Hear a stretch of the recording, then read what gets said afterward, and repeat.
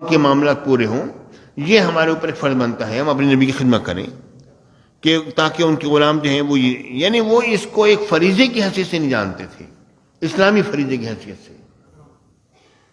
تو لیکن جب سیدنا ابوبکر صدیق رضی اللہ تعالیٰ عنہ نے جب یہ معاملہ جب کیا، اس کے بعد اگر یہ آپ کا اقدام تھا اس بارے میں اور آپ نے اس بارے میں یہ بہت بڑا قدم اٹھایا تھا، تو اللہ کے نام پر مال کا نکالنا یہ بہت بڑا انسان کے نفس، اصل میں نفس اس سے پاکیزہ ہوتا ہے.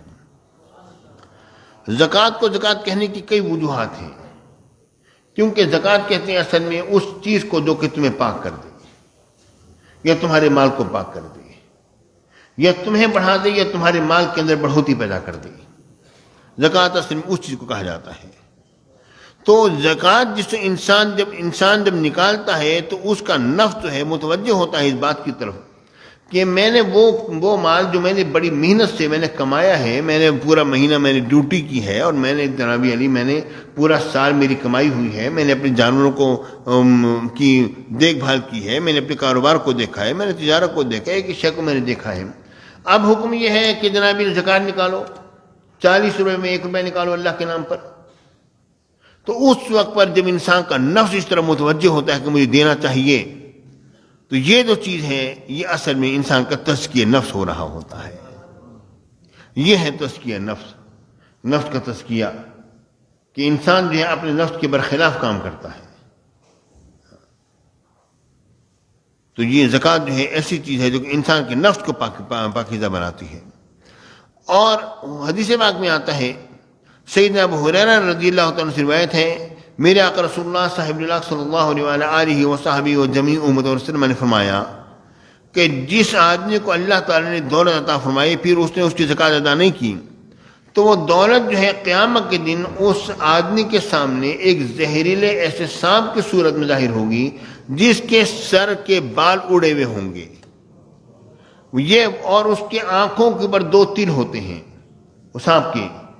مطلب یہ ہے کہ وہ اتنا زہریلا ہوتا ہے وہ سانپ کہ اس کے زہر کے بنا پر اس کے سر کے بال اڑ جاتے ہیں. اور یہ ایک ایسا سانپ ہوتا ہے کہ جس جگہ سے گزر جائے اگر اس کی لکیر پر کسی کا پاؤں آ جائے تو اسے بھی زہر چڑھ جاتا ہے. ایسے گنجے سانپ کی صورت میں جس کے آنکھوں کے آگے 2 تیر ہوتے ہیں، آنکھوں کے اوپر 2 آنکھیں نظر آ رہی ہوتے ہیں، 2 تیر ہوتے ہیں اصل میں وہ. تو وہ اس صورت میں آئے گا اور آ کے اس کے گلے کا توق بنے گا اور وہ کہے گا کہ ہاں تم دنیا میں مجھے بڑے سنبھال کے رکھتے تھے، اب تو میں وہی تیرا خزانہ ہوں، اور کیا ہے میں وہی تیرا مال ہوں جو سنبھال کے رکھتا، اب مجھ سے کیوں بچتا ہے؟ تو انسان جو ہے اس وقت اپنے اس مال سے بچے گا جس سے کہ آج وہ سینت کے رکھتا ہے. اور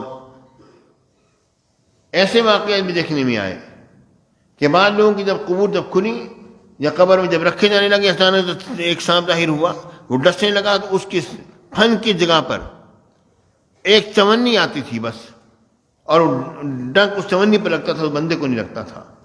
یہ علماء سے جب پوچھا گیا اس وقت کی پرانے زمانے کی بات ہے کہ یہ کیا ماجرا ہے، ان کا اس نے کوئی ایسا یہ چونی اللہ کے نام پر دی ہے جو اس کو جو سانپ کے زہر سے اور ڈسنے سے بچا رہی ہے، اس کے لیے استغفار کرو.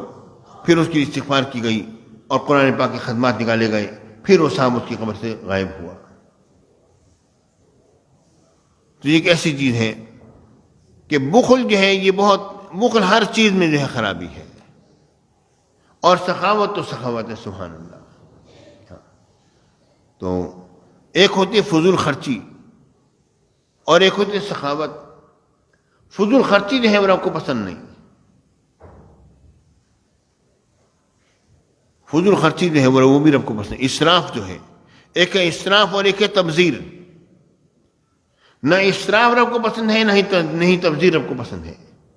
اسراف کسے کہتے ہیں؟ اسراف اس میں وہ فضول خرچی ہوتی ہے جو صحیح جگہ پر ضرورت سے زیادہ مال خرچ کیا جا رہا ہو، یہ جو ہے یہ اسراف ہوتا ہے. جگہ صحیح ہو لیکن ضرورت سے زیادہ مال خرچ کیا جائے خواہ مخواہ کے لیے. اور تبذیر ہی ہوتی ہے کہ وہ جگہ تمہارے خرچ کرنے کی نہیں ہے، کسی اور کی خرچ کرنے کی ہے، تم اسے متوجہ کرو کہ وہ خرچ کرے۔ جس طرح کہ کوئی شخص ہے، اس کے اپنے عزیز بھی غریب ہیں، اس کے اپنے علاقے کے اندر بھی اور اپنے مسلک کے معاملات ہیں، وہ دین کی خدمت کرتا ہے، لیکن وہ اس کے عزیز جو ہیں وہ اپنے عزیزوں پر خرچ کرتا ہے، اپنے عزیزوں پر نہ کرے، وہ دوسرے کے عزیزوں پر خرچ کرنا شروع کر دے۔ بھئی پہلے تم اپنے عزیزوں کو تو دیکھو، جو تمہارے اپنے عزیز غریب ہیں، کہ اور جو دوسرے جو ہیں ان کے جو امیر جو لوگ ہیں تم انہیں متوجہ کرو، ادھر انہیں کہو کہ آپ اپنے امیروں اپنے غریبوں پر خرچ کریں۔ تمہارے عزیز، تمہاری اولاد اور تمہارے جنہوں نے تم پر سہارا آسرا کیا ہوا ہے، وہ تو تمہارے مال کو دیکھتے رہے بیٹھ کر، انہیں نصیب نہ ہو، اور ارد گرد ہر جگہ پر جا رہا ہو مال، یہ چیز ٹھیک نہیں ہے۔ اصل میں انسان کو ہر چیز میں یعنی شے جو ہے، یعنی وہ خرچ کرنے کی جگہ تو ہے، مگر اس وقت وہ آپ کی خرچ کرنے کی جگہ نہیں، آپ کی پہلے خرچ کرنے کی جگہ آپ کے اپنے عزیز ہیں، بعد میں آپ دوسروں کے عزیزوں پر خرچ کریں۔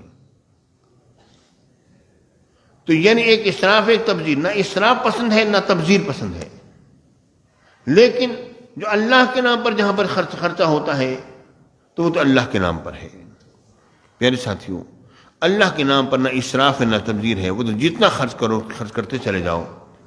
ایک مرتبہ حضرت عمر بن خطاب رضی اللہ تعالیٰ عنہ بھی حاضر باش ہے میرے آقا کی بارگاہ اقدس میں، اور ایک شخص آیا حضور علیہ السلام کی بارگاہ اقدس میں، اس نے آ کے عرض کیا، یا رسول اللہ، گھر میں کھانے کے لیے نہیں کچھ کرم فرمائیے۔ میرے آقا نے فرمایا، تم جاؤ فلانی جگہ جاؤ، میرے حساب میں اس سے لے لو، میرے نام وہ لکھ لے گا، میں اس کو ادا کر دوں گا۔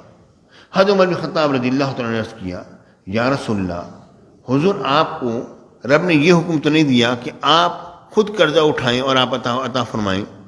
جو ہے آپ عطا فرما دیتے ہیں، آپ ہر جو بھی آتا ہے آپ اس کو عطا فرماتے ہیں، لیکن حضور یہ اتنا؟ تو میرے آقا کی طبیعت پر تھوڑا سا ملال سا آیا۔ ایک انصاری نوجوان کھڑا تھا، اس نے کہا، یا رسول انفق فی سبیل اللہ ولا تخف من اللہ اقلالا، یا رسول اللہ، اللہ کے نام پر خرچ کیجیے، اللہ سے کمی کا ڈر نہ کیجیے۔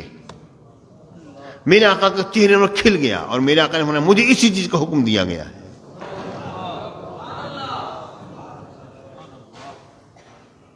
یا رسول انفق فی سبیل اللہ ولا تخف من اللہ اقلالا، اللہ کے نام پر خرچ کیجیے اور اللہ تعالیٰ سے کمی کا ڈر نہ کیجیے۔ بالکل میرے آقا نے فرمایا، مجھے اسی چیز کا حکم دیا گیا ہے۔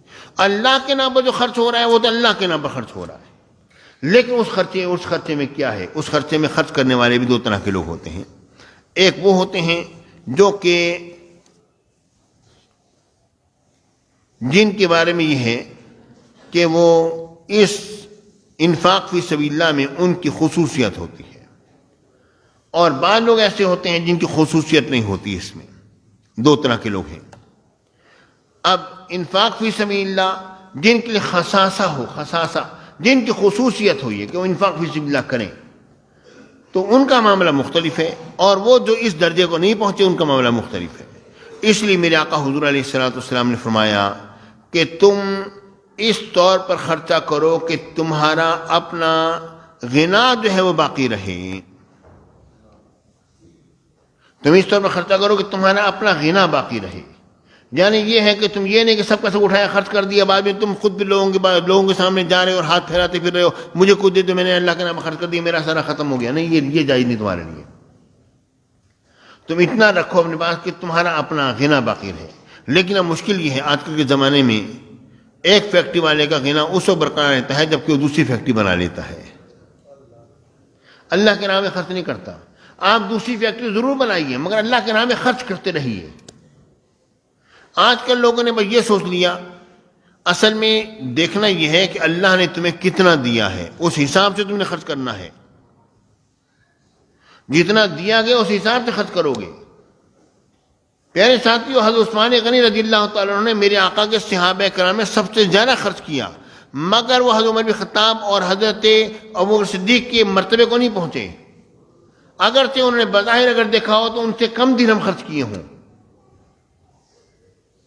وہ وجہ یہ ہے کہ جو حضرت غنی کو جو دیا گیا اس حساب سے دیکھا جائے گا انہوں نے کتنا خرچ کیا. آپ خلیفہ 100 میں کوئی شبہ نہیں، مگر سیدنا صدیق اکبر کے مساوی نہیں ہے. آپ دیکھیں غور کیجئے سیدنا صدیق اکبر رضی اللہ تعالیٰ عنہ کے بارے میں بخاری شریف میں ایک بات آتی الا ان یکون معروفا بالصبر فیؤثر علی نفسه ولو کان به قصاصا کفعل ابی بکر رضی اللہ تعالیٰ حین تصدق بمالہ. یعنی فرماتے ہیں کہ اس صورت کے